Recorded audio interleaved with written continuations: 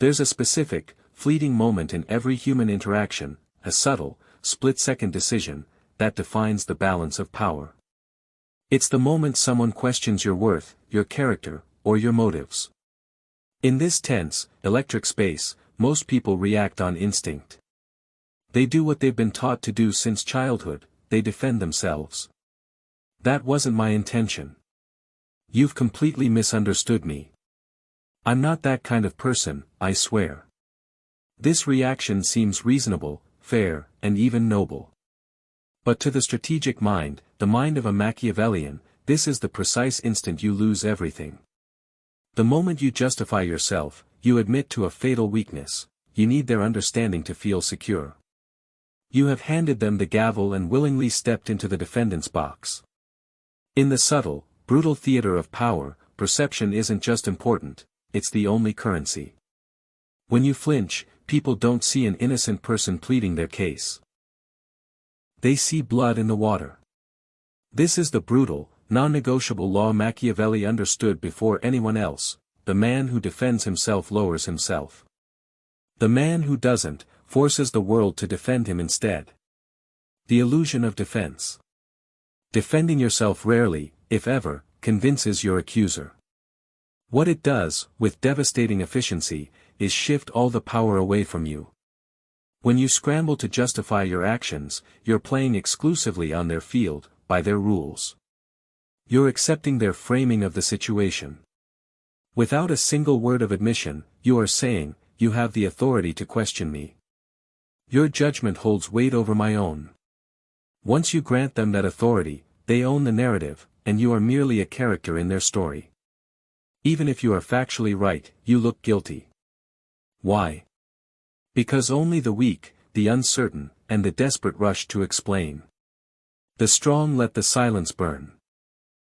They allow the accusation to hang in the air, untouched, because they know the true power move is not to answer the charge, but to shatter the very framework that made it possible. The move is to turn the accusation into a mirror, forcing them to doubt themselves and look emotional, obsessed, or unstable.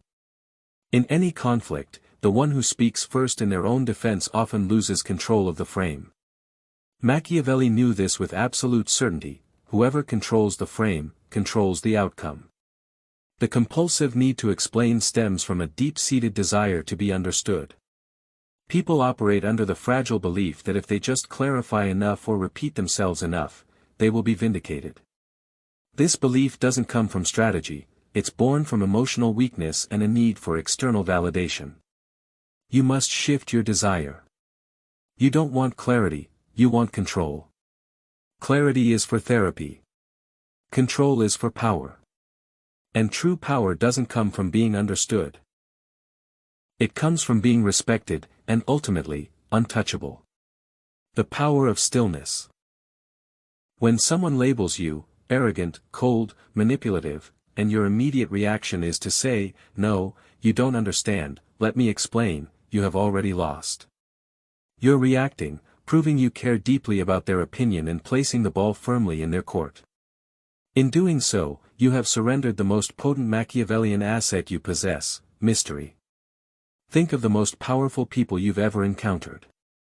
Not the loudest or the most liked, but the ones who wield silence like a weapon.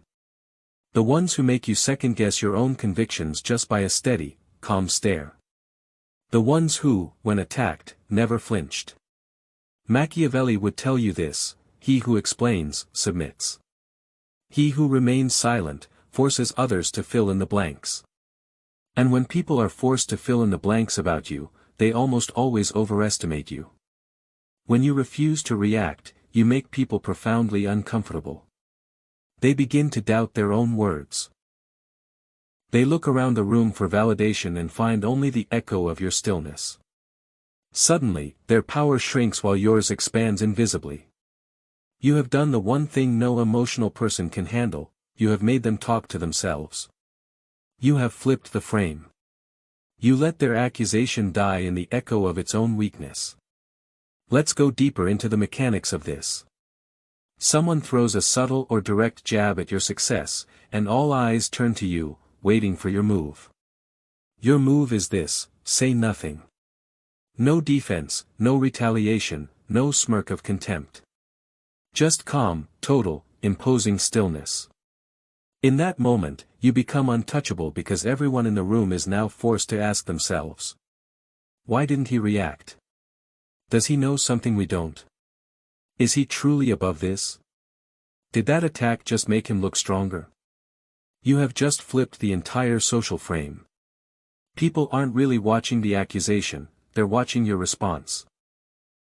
And silence, when delivered with unwavering presence, speaks louder than any justification ever could. The art of the reframe. Sometimes, you don't just ignore the accusation, you invert it. Someone calls you manipulative. You don't tense up. You offer a slight, knowing smile, look past them as if gazing at a distant horizon, and say with cool, neutral detachment, if that's how you see it.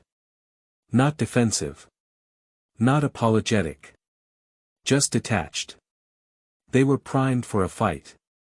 Instead, they are left holding their own weapon, which suddenly feels heavy and foolish in their hands.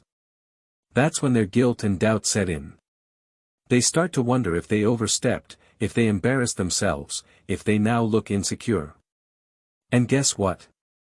They do. You've taken their negative energy and made them carry it back, without lifting a finger. There is a moment when silence becomes unbearable, not for you, but for the one who expected a reaction. That's when the tables turn irrevocably. They thought they were the accuser. Now, they are exposed as the one begging for your attention and energy. You have just become something far more powerful than innocent. You have become untouchable. The world teaches you to defend your reputation, but Machiavelli saw the trap. He knew that the moment you chase innocence, you admit the possibility of guilt. The true strategist never plays that game. Instead, he appears too composed to be shaken, too elevated to care, and too clear on his own position to explain it to others. And slowly, those who try to tear him down begin to look unstable, reactive, jealous, and weak. The more you defend, the more it looks like you need to. But the more you ignore, the more dangerous they assume you are. That assumption is where true power is born. Applied strategy in different arenas. In the boardroom. A colleague subtly undermines you in a business meeting. I'm not sure that strategy is really thought through. They're fishing for a reaction. Most people lean forward, explain, and clarify. The room smells the anxiety. The Machiavellian operator leans back. He waits. He lets the accusation hang in the air. Maybe he offers a faint, almost imperceptible smirk. And if he speaks, it's not a defense. It's a redirect that flips the frame entirely. Let's hear your strategy, then. Now the attacker is on stage, being evaluated and under pressure. The silence from the confident is an accusation without words. It makes people feel small without you having to do a thing. In personal relationships. Your partner says, "You don't care about me anymore." The average person will panic and launch into a torrent of explanations and reassurances. In doing so, they validate the emotional frame of neediness and accusation. The Machiavellian approach is different. You don't dismiss them or argue. You let the weight of their accusation hang in the space between you. With profound calm, you respond, "That's not how I see it." Short. Grounded. No explanation. No justification. Now they feel uncertain and question their own emotional state. They wonder if they were too reactive. Why? Because in that moment, you held power over what matters most, the emotional tempo.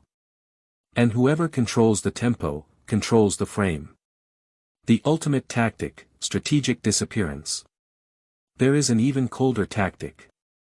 Don't just remain calm when accused, disappear. Someone insults you online. Don't reply. Don't respond. Don't even acknowledge it by blocking them. Let your absence sit like a mirror. Let them sit in the silence of being utterly ignored. This breaks people in two ways. They realize you didn't even deem them worthy of a response. They start spinning internal, self-destructive narratives. The average person survives on emotional validation. Even negative attention is fuel. If you take that away completely, they wither. They spiral. They try to bait a reply. And with every new attempt, they look weaker, more obsessed, and more unhinged, all while you remain perfectly still. That's how you win. Not because you proved anything, but because they destroyed themselves trying to get a reaction from a statue. The 3 tools of the unassailable. Forget defense. Arm yourself with these 3 tools instead. Silence, the default. Cold and powerful, it leaves your accuser exposed and swinging at air. Deflection, the art of reframing the narrative without ever acknowledging the jab. Is that how you see it? Interesting take. Precision cuts, short, sharp, undeniable truths that end the game immediately. These are not defenses, they are status assertions. Instead of saying, "I'm not guilty," these responses say, "You can't touch me." Someone says, "You're full of yourself." You respond, "Confidence upsets the insecure." Someone says, "You're fake." You respond, "I don't owe you authenticity." Someone says, "You think you're better than everyone?" You respond, "No. I just don't think like everyone." This is the core. The Machiavellian never begs to be seen as good. He dares people to see him as dangerous and walks taller for it. When you refuse to defend yourself, something profound happens to your enemies, they become unhinged. They expected a battle and instead are swinging at smoke. They escalate. They push harder. They get more dramatic. They expose more of their own insecurity. And the more they do, the more you rise in the eyes of others. The more you explain yourself, the more alone you look. No one feels the need to step in and defend someone who is already passionately arguing on their own behalf. But if you remain calm and unfazed, people start to feel the urge to defend you for you. That was uncalled for. He didn't even respond. Why are you still pushing? Suddenly, they become your shield. And what is better than defending yourself?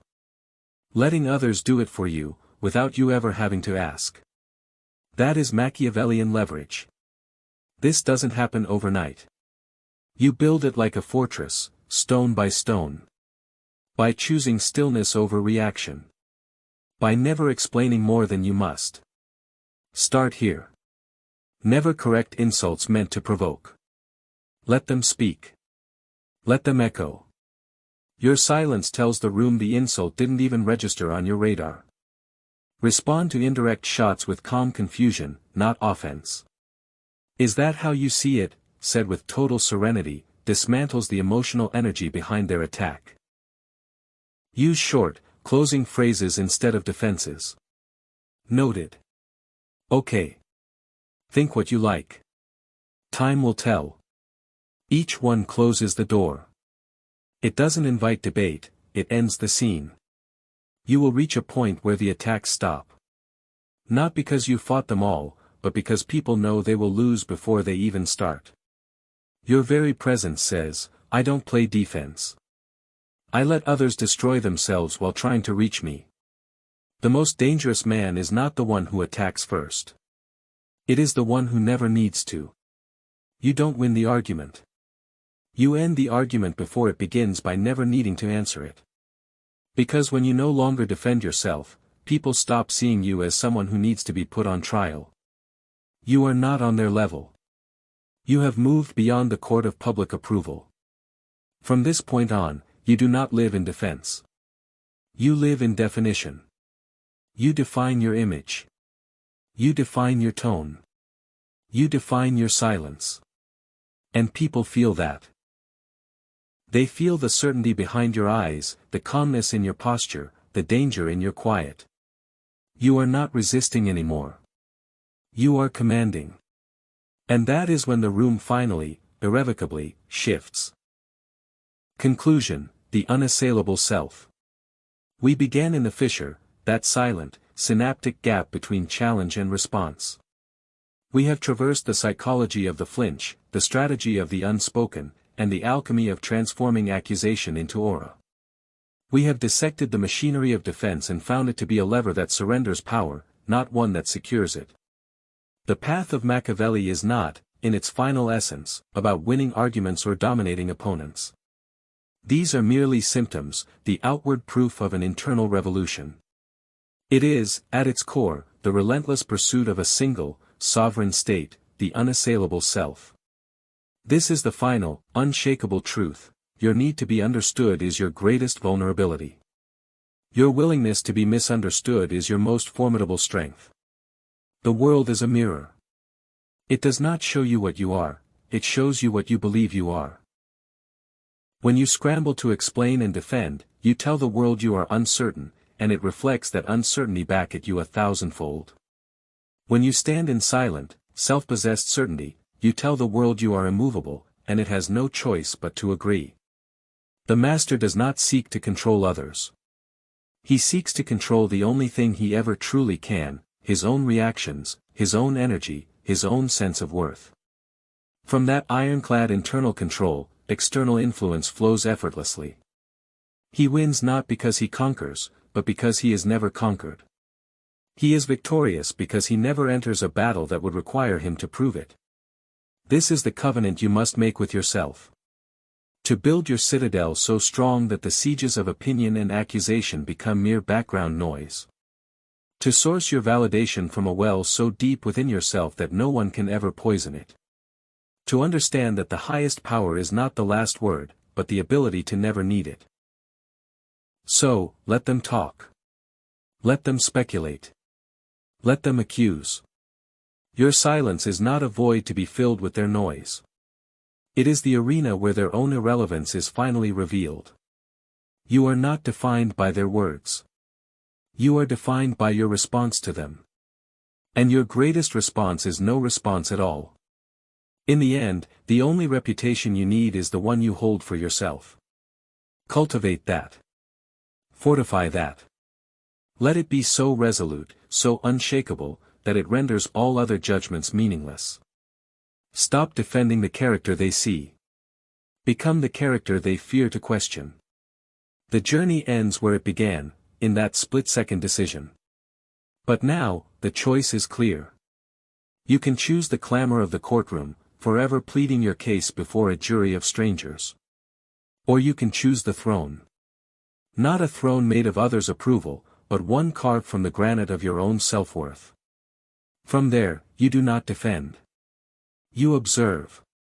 You do not explain. You exist. And in that existence, you are finally, utterly, free.